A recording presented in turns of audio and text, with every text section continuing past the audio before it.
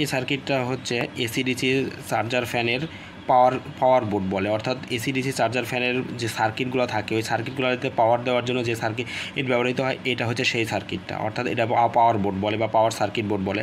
এটাতে AC 220 volt এখানে দিতে হবে, আউটপুট বের হবে এখান দিয়ে। তা আউটপুটটা বের হবে দেখেন এখানে আছে 15 ভোল্ট 2 অ্যাম্পিয়ারের আউটপুট বের হবে।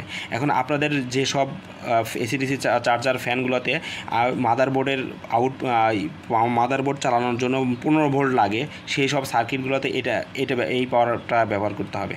অর্থাৎ এটা 15 ভোল্টের একটা পাওয়ার সার্কিট বলে সোজা হিসেবে বললে আর কি। তো এই সার্কিটটা আমাদের সব থেকে পারচেস করতে হলে আমাদের ওয়েবসাইট ভিজিট করতে পারেন, অথবা সরাসরি আমাদের শপে আসতে পারেন, অথবা আমাদের দেওয়া কন্ট্যাক্ট নাম্বারে হোয়াটসঅ্যাপে মেসেজ করতে পারেন, অথবা সরাসরি কল করতে পারেন। এই সার্কিটটার কন্ডিশন কীরকম এবং সার্কিটটা দেখতে কীরকম হবে এটা আপনাদের দেখানোর জন্য ভিডিওটা করা।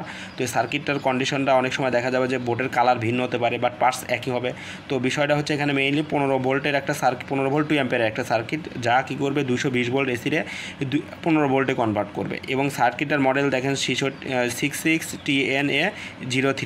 তো এই বিষয়গুলো খেয়াল রেখে আমাদের সার্কিটটা অর্ডার করতে পারেন এবং দ্রুত ডেলিভারি পাবেন আশা করতেছি। ধন্যবাদ।